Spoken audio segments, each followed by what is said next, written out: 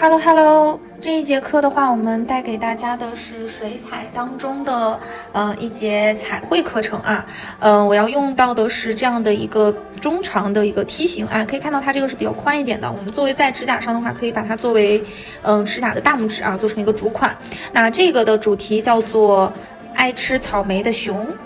首先的话呢，我们还是先去给这个甲面上有一个打底色。今天这个打底色它有点不太一样啊，我们给它选择的是一个牛奶一样的白色。因为整个这个款式的话，会是那种比较嫩一点的一个效果啊。因为草莓的话，它就跟这种颜色可以很搭配，草莓的红色加上牛奶的这个颜色的话，呈现出来的效果就是这种很粉嫩、很可口的一个感觉啊，所以整个我们的背景色选择的就是这样的。来，底胶的话我就不来涂了啊。我们如果是把它做成穿戴的话，一定要正常涂底胶。OK， 照灯。那我们先来讲解一下，这个它在指甲上的一个构图啊。那首先的话呢，我们可以我在这个位置先画上一个我们的指甲，画的大一点啊，让大家能够看得清。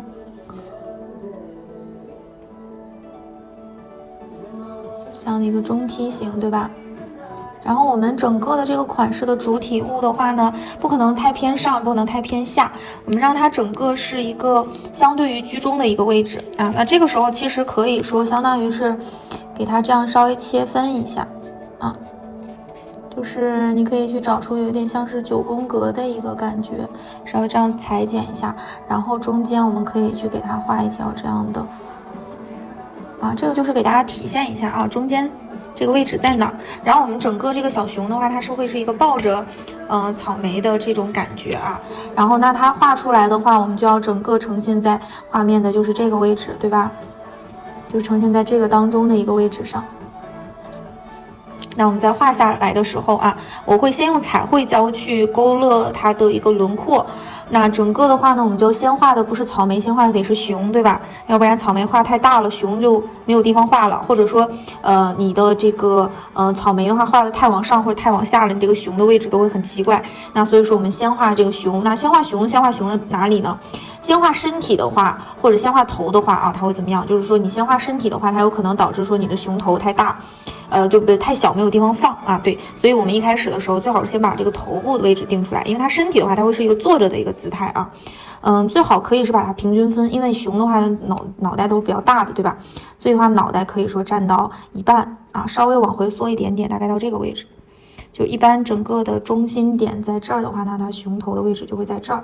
那我们画的时候就可以说是稍微描一下啊，稍微可以侧一点点啊，找一个大概差不多的这样一个形状就可以，对吧？先画一个这样的，有点半圆形。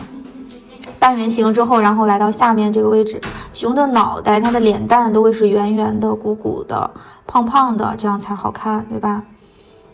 然后的话呢，这个位置都会来一个熊的耳朵，给它画一下，对吧？这样的一个形状啊。然后是它的身体，身体的话，我们就可以说是这样的啊，让它这样坐起来的，然后稍微这样。因为我们要做的，如果说你是要满格逛的话，要做到整个这么宽，你的熊头可以再大一点啊。假如说我就是想让它稍微窄一点点的话，我就画到这个位置就可以了。胖胖的一个这样的位置啊，然后这是它的脚丫的部分，因为它是坐起来的嘛，对吧？可以是这样，然后这半边是另外一只脚，胖一点，然后两个脚丫之间有一个这样的连接线啊，画在这儿。然后它会有这个手因为捧着草莓嘛，对吧？它会有一个这样的姿势。这样的一个效果，然后这半边其实就是还有一个手会稍微露出来啊。那它草莓在哪儿呢？草莓就可以在这儿因为它的熊头已经在这儿了，对吧？大概这个位置，然后草莓我们就可以稍微画大一点啊，就假装这个草莓是个巨型草莓，然后画到这儿，再大一点，画到这儿这里，然后整个就是草莓的一个大小。这个时候有不合适的位置，我们可以再去描一下。再让它胖乎一点，对吧？屁股大一点，更圆润。然后整个草莓会有一个叶子。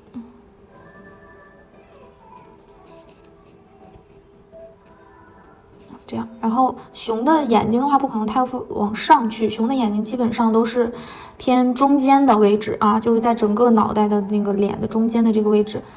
然后你给它点2个这样的黑点儿，代表一下啊。然后它的嘴巴，我们就给它找出来是一个这样的形象就可以了。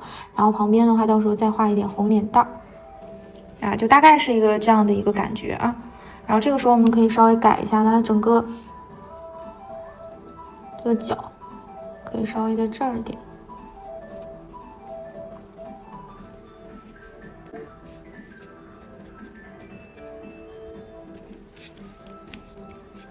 这样就会和谐很多，对吧？这样就是它一个小线稿啊。然后周围的这个位置我们怎么办呢？画完之后，整个周围的位置我们可以来一点点那种晕染的效果，然后给它做一下晕染的一个感觉啊，或者说是把整个熊我们再扩大一点，再画的再大一点啊，呈现出来。那我们接下来可以啊，先干嘛？先去画出小熊的轮廓，对吧？其实我们画轮廓的时候，不建议大家直接用细细的彩绘笔去勾勒啊，建议大家可以直接用这种小头彩绘笔，直接把它的形状可以画出来，一笔画出来。因为如果我们用细细的笔去一点一点去描的话，这样太慢了啊。我稍微放开一点。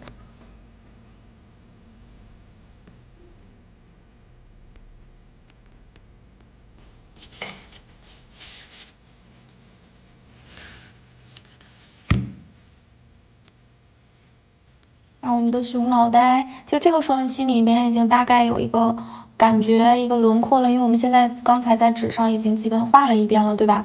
第一步骤先干嘛？先画它头上的一个这样的半圆，对不对？然后是它的脸，脸要干嘛？胖一点，圆一点，鼓鼓的，胖胖的。啊，一个大括号就比刚才那括号再大一号。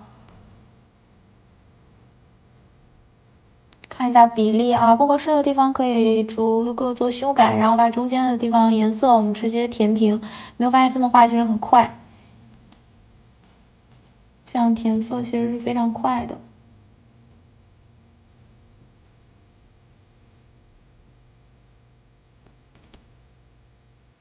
有颜色不够圆润的地方，我们再给它圆一下。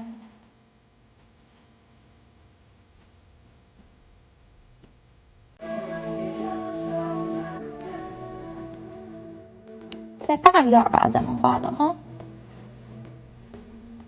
离熊大一点。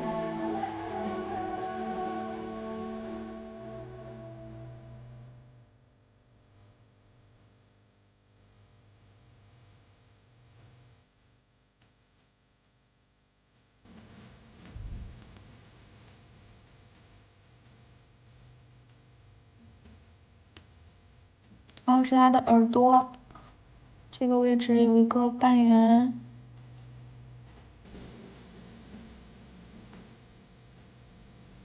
小度，小度，关机。好的。我们去把这一半边也是。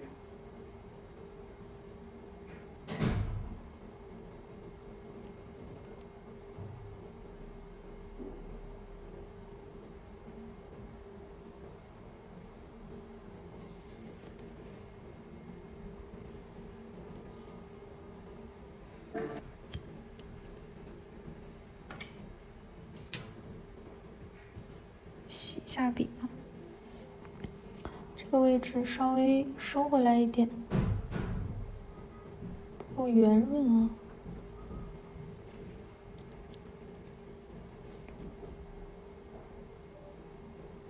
OK， 然后是它的身体。身体的话，我们要是胖胖的那种，坐下去的圆滚滚的效果，一个大大的圆儿，然后圆过来。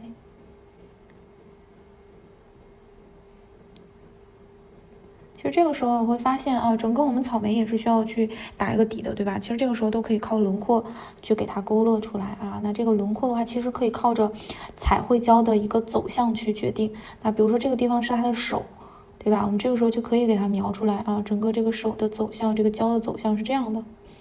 当时我们上色的时候是能够分辨出来就可以的。然后这个地方可以在是它的脚的一个位置。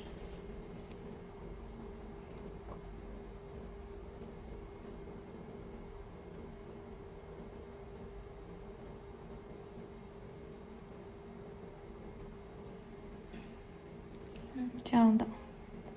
然后的话呢，草莓啊，先可以把草莓画出来，免得再出现刚才我们打线稿的时候这个状况，就是这个脚的位置不太对，对不对？要把草莓先画出来啊，画到哪里啊？稍微有点盖住它的嘴巴，盖住它下巴的位置，一个大号的草莓。草莓的形状有点倒三角，倒三角之后的话是有一点圆润的那种倒三角，你不可能真的把它画的有棱有角的。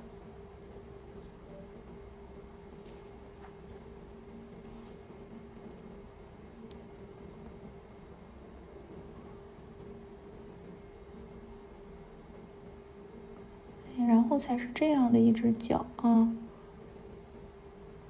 然后这个草莓在这个位置上，它有一点。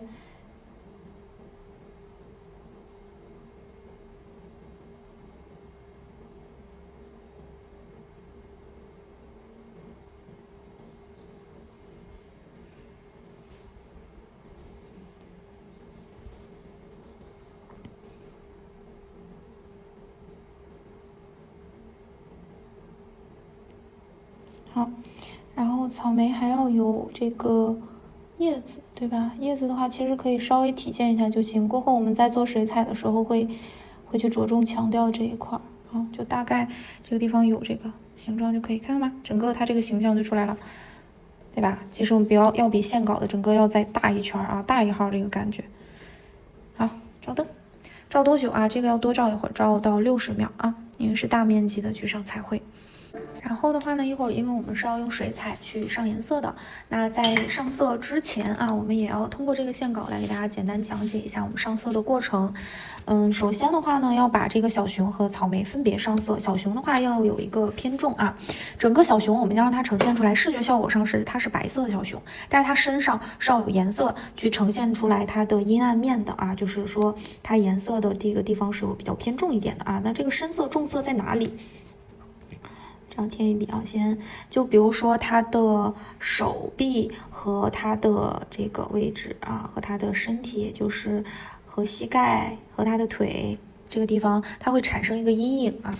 这个地方还有就是头和脖子的衔接这个地方，这个地方肯定是有阴影的，这样才能把它头衬托出来，对吧？然后就是它坐在下方这个屁股这个位置肯定是要有阴影的，对吧？这个地方也要给它颜色去着重体现出来啊。其次同理，脚和这个地方的衔接，对吧？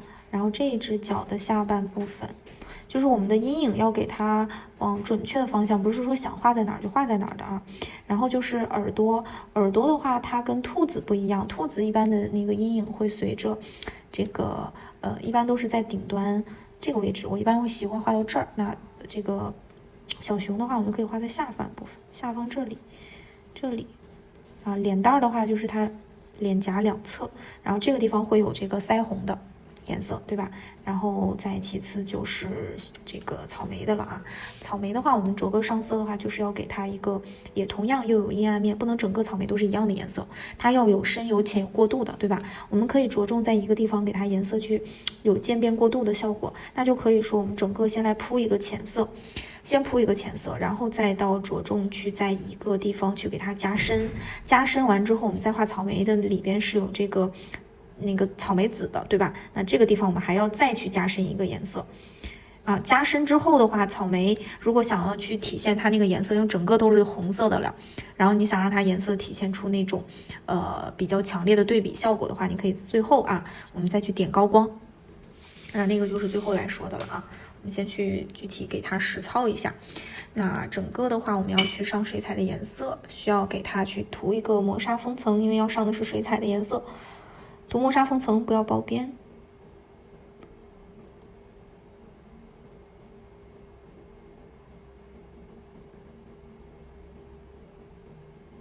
好，照灯，60秒。好，我们把水彩去拿出来啊，选水彩的10色盘啊。画颜色的话，这个是要有重色系的。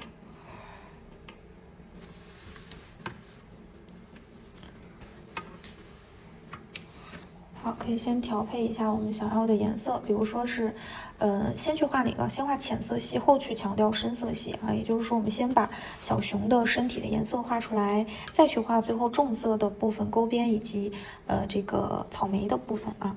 那小熊的话，我们不可能直接上白色，你要给它有一个阴暗面的话，其实就是这个在美术当中的话，可能会讲究环境色啊，但是我们在美甲当中的话，就不用太去强调这些啊。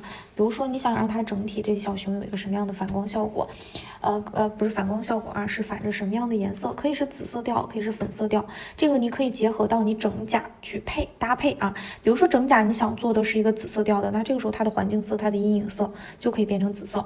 如果你想整体做的是粉色调的美甲，那我们在小熊的身上就可以用粉色调啊。那我的这个的话，来给它调一个紫色的啊，在我们之前的调色课程当中给大家有讲过。那调出这种紫色调的，我们可以说调这种小可爱呢，用什么样的颜色色系啊？马卡龙，对吧？我们就可以用到马卡龙的，具体到哪种感觉的，可以要这样的啊。因为在这种颜色当中，它的颜色是比较偏柔和一点，而且是比较偏暖的。后面的这个颜色，这一行紫色的话，这种就是偏冷一点，或者甚至于偏粉的了。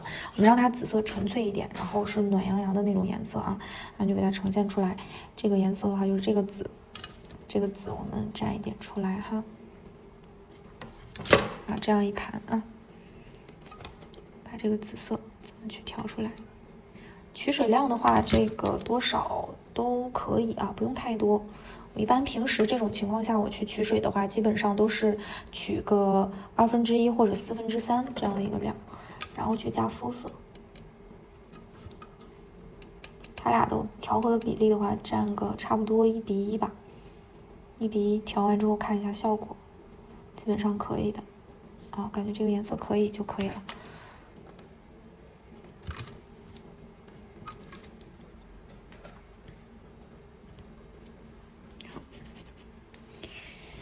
假如我想让它颜色多一点灰调啊，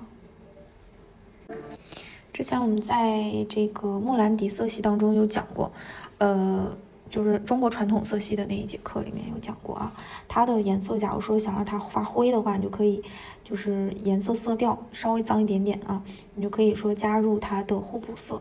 紫色的互补色的话，肯定是黄色啊、黄色、绿色这一类的，让它带一点点黄调。其实它本身加这个肤色的话，它就已经是灰下去了。但你想让它更灰，那这个时候笔尖可以碰一点点这个黄进去啊，加完就是我现在调出来的这个，颜色立马就灰下去了，灰不拉几，有一点脏脏的啊那种现象，一定不要多加啊。这种对比色的话，就是互补色的话，你加多了，这个颜色就是脏了。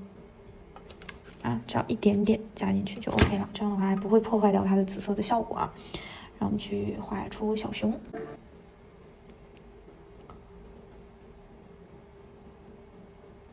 这个颜色不要让它太重，再加一点水，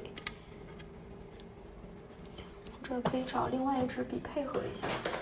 画完之后的话，及时给它洗掉啊。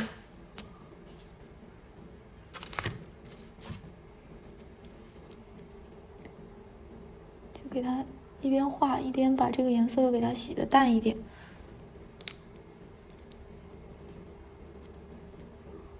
耳朵的位置，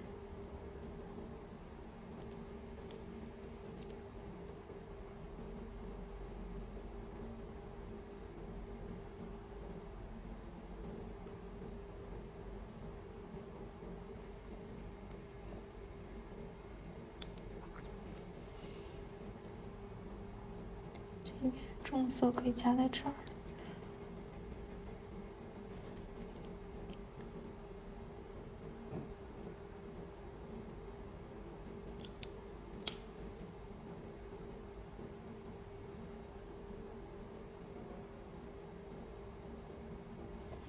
就这种小面积的啊，我们再上这种颜色，你可以用这个笔尖戳一戳的方式去给它把颜色洗的淡一点。然后这半边不是有草莓嘛，对吧？我们有那个纹路的这个痕迹啊，一定要绕开这个印记，一定要去上一下这个阴影的部分。其实也是强调了那个草莓一会儿我们所在的一个位置，但面积不能太大啊。你看我就画了这样一点点，然后另外一支干净的笔去揉一揉，把它带一下。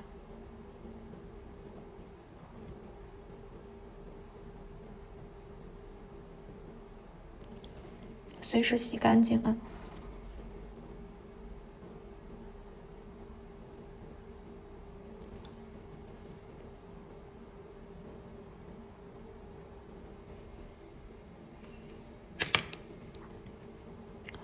这个时候笔尖这个紫色带紫色的这个笔啊，我再可以加入大量的水，就颜色让它透一点，也是为了让它更浅啊，就是浅到几乎没什么颜色的那种感觉啊。这个时候面积可以上的大一点，然后含水量要少啊。看我刚才弄完之后，我有在纸巾上把它的水分吸走一部分嘛，对吧？水量太多的话，你直接到甲面上来，它就是一坨。再用另外一支干净的笔带一下颜色。然后哪里呢？这里，你可以去不知道自己应该加在什么位置上的时候，看一下我们自己的草图啊。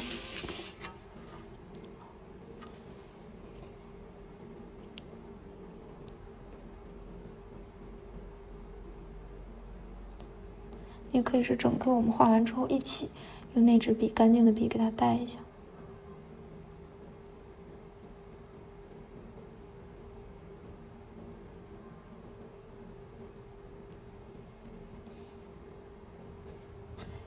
一定不能把这个边缘的深色都给它描一遍啊，这就不对了。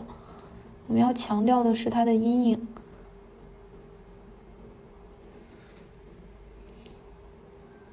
还有这个熊的脚的位置，脚丫的位置。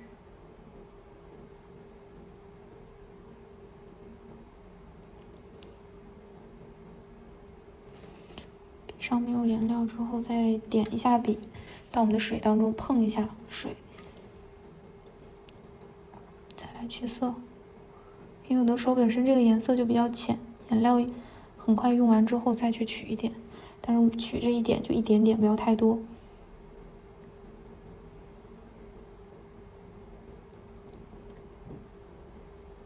两个角的阴影面要相同，不要说这个角阴影面在这儿，这个角在这儿了啊，这样是不符合逻辑的。好，那这个时候另外一个干净的笔上场，洗干净。另外一个笔去揉颜色的时候，一定要洗笔要勤啊，要不然笔上但凡有颜色的话，它就会脏掉整个画面。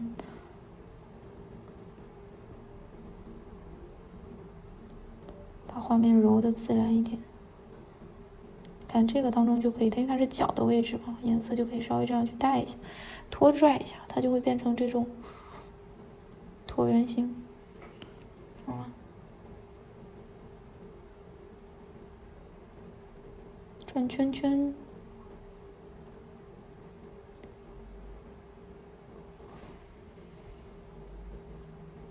给它爱的魔力转圈圈，对吧？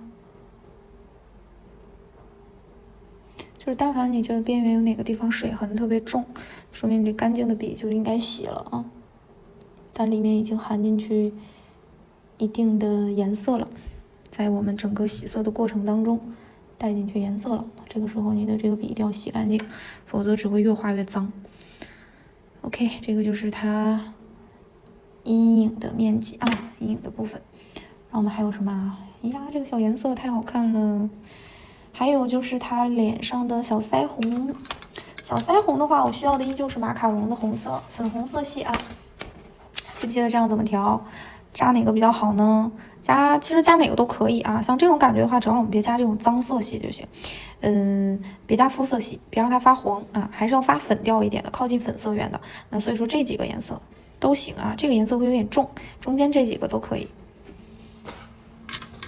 具体这种颜色的话，可以怎么调？肤色砖红，看就这个颜色可以了。觉得不够粉的话，加点粉，加点粉，哎，可以了。OK， 我的水量并没有太多啊，刚才取水的时候也就加了1/2，因为整个这个粉色系我需要的不是特别多，对吧？一丢丢的水，那所以调出来的这个颜色的话，这样的。我们可以抖着笔啊，我用的方式就是给它画那个一个点一个点的一个方式啊，这个一个点一个点是怎么回事啊？就这样，腮红啊，一个点连起来啊，就像我们写连笔字一样，一个点，一个点，一个点，一个点，知道吧？就是它的感觉就是连起来了，但是是一笔比一笔短的，就是我们正常画脸红了，对吧？就是这样。然后这一边也是一样的，这边也是对称的，一个点，一个点，一个点，一个点，对不对？当然你可以画长短差不多的，都可以啊，这样的。然后你尽可能在画的时候，如果想让它是圆圆的那种腮红的话，我们可以是给它画成这样一个椭圆，都可以啊，这两种方法都 OK。然后我们可以用另外一支笔洗干净，把边缘揉得淡一点，啊，这种方式也可以，两种都行啊，都可以作为腮红，这两种方式都可以。然后我们去画它的眼睛和。眼睛和嘴巴的颜色的话呢，我不直接选择黑色啊，黑色会让人感觉，不柔和，它会觉得很有就是强调性啊，颜色太深了。那我们就是直接选择到咱们水彩彩绘盘当中的这个深褐色就可以了，也就是这个颜色啊。那我们取水量的话，因为就一小点点啊，所以取水量的话可以说稍微少一点。那其实这个我们也可以留到下一步骤去画啊，因为草莓在画完之后，我们也是要整体给它来勾边的，也要用同样的颜色。那最终跟它的眼睛可以一起去画的啊。那我可以先画草莓吧，我们先画草莓的话呢，那我们就要说一下了啊，整个草莓的填色方式，刚才我有在线稿当中给大家去提一嘴啊，提了一下。整个的话，如果说我们先画的时候，要是先去找出一个草莓的颜色，那这个颜色可以什么颜色呢？肤色，直接用肤色就可以啊。咱们水彩的话，你看它里面有别的颜色没关系啊，不影响这个肤色的使用，它上甲面还是很干净的。稍微取一下出来啊。先把整个草莓我们去添上，啊，水分稍微有点多，洗走一下。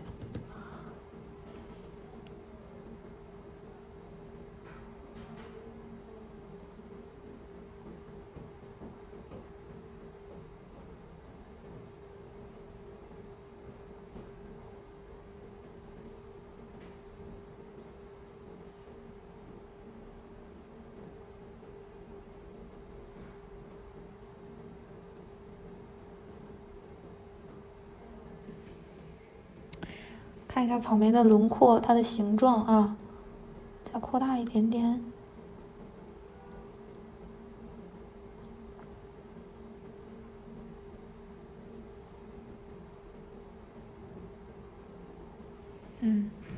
这样一个大草莓还好一点哈。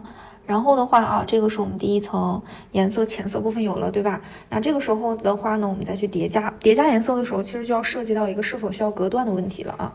是否需要隔断的话，我们首先看一下这个我们要画的这个主体物，它是一个草莓，它的颜色如果说是互相混色的话呢，没关系啊，因为我们后续的红色它互相混色，因为大家都知道了，肤色我们在调色的时候给大家讲过，肤色在和其他颜色去进行融合的时候，它会变成马卡龙色调的，对吧？那所以说后续的红色我们再去融合的过程当中，即便说和底下的肤色去混色了，它呈现出来的也是马卡龙的效果，它融合在一起是很好看的啊。所以说我们没关系，可以给它融一下。那直到最后我们想要强调某些颜色很重，不想让它呈现马卡龙效果的话，那这种时候我们再去隔断啊。隔断用什么？隔断用磨砂封层了啊。那上面用到的这个颜色，我是让它一层一层深下去。我们可以调一个粉色出来，这个粉的话颜色会有点太浅了啊。我们在这个马卡龙色调当中给大家去看一下，这种粉色调颜色太浅了，我们跟它的肤色跟整个草莓的这个颜色，它的明度是差不多的。我们要找一个明度有差异的啊，就是颜色要色感比它要深一点的。那这种时候我们就可以去选择这样的或者这样的颜色啊，这样去呈现出来哈。那我们可以选择到这种红。